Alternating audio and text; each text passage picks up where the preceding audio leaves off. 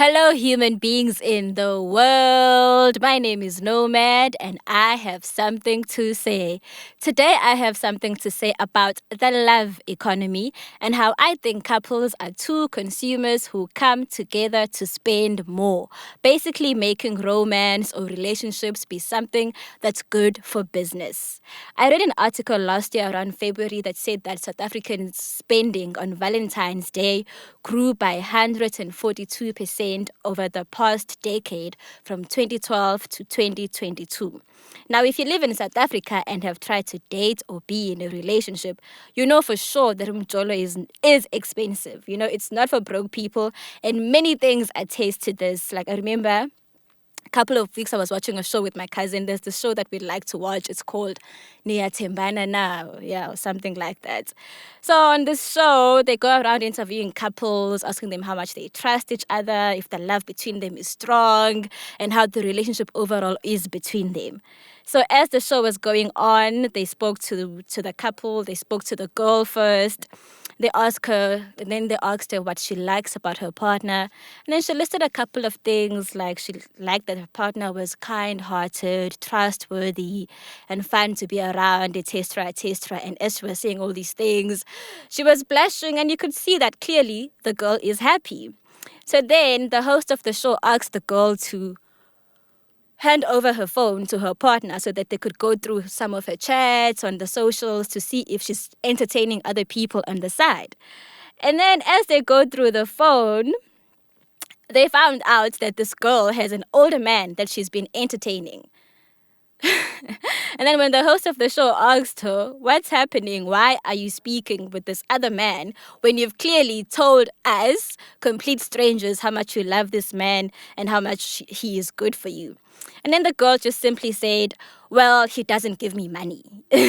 He is stingy and he doesn't afford to buy me the things that I like." You know?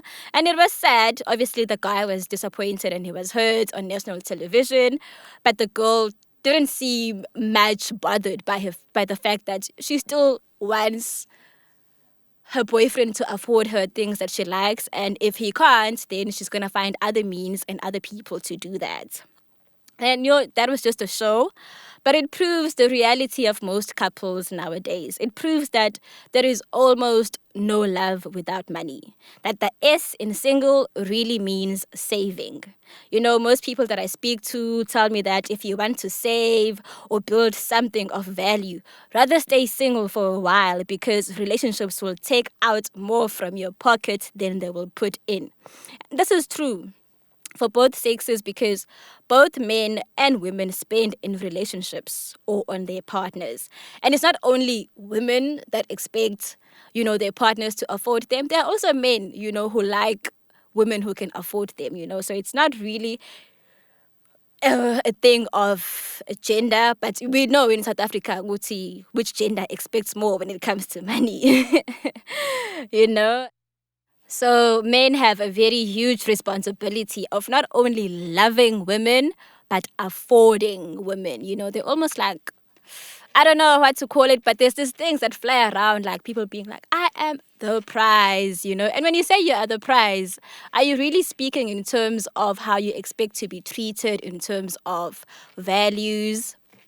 Or are you speaking about money? Like you're the prize, there's a tag to you, and a man should be able to afford you.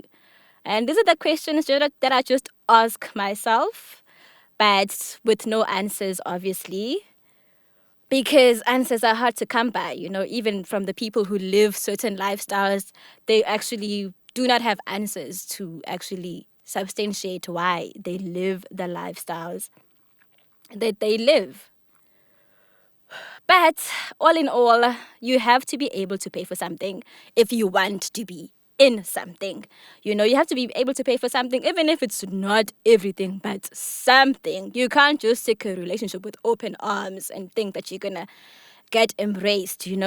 And I do not think that this is entirely a bad thing, but I think there should be limits, because even nesiZulu siyasho ukuthi ubuhle bendoda zinkomo zayo, So I understand that you need to be financially stable and capable before seeking out a partner, because if anything, that shows that you have a certain level of self-sufficiency, ambition, and self-responsibility for your adult self. So basically, you're not like a child or a minor that needs to be taken care of by somebody financially, So you have to have something in order to show that you are an adult that can meet another person halfway.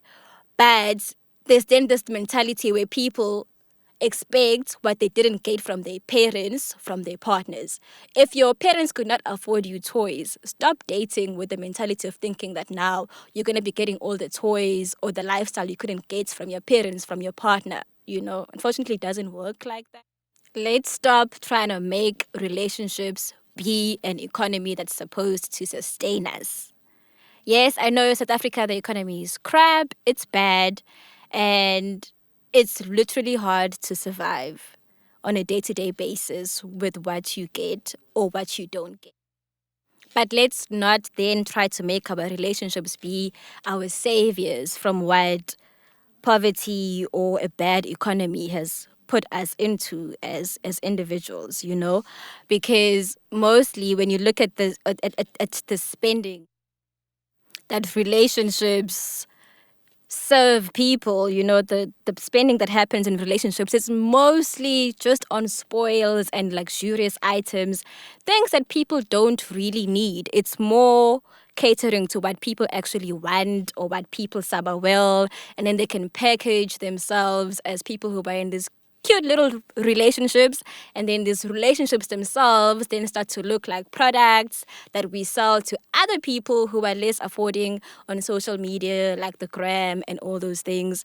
So it's really not that constructive. People date because they think they want money, but then they get that money, and what purpose is it serving? And then what purpose are those relationships serving, Because to me, it looks like those relationships are just there to serve the ever-growing economy and the interest of people who own businesses and capitalize on consumers. So it's more of like something that serves the capitalist economy that we're living in. It's not something that serves community as much as maybe it used to before. Because if I were to think of a situation 10 years before, if a man could spend on like a woman's tuition fees. Like there are women in my community who were sent to varsity by their boyfriends or husbands. And then you see the value and the purpose of how that money was used, because they got their degrees, they helped their families and their relatives out of really, really bad situations. But now it's not more on those lines of I'm spending in order to help you build. It's more like I'm literally just spending because I'm spending. I'm just like sort of leeching off you, or I am feeding off whatever ego that you have as a man that, okay, I can pop so many bottles on a certain number of ladies somewhere in a club, and then it looks good for me, it looks good on the gram, and that's it, it's done, It's not really progressive.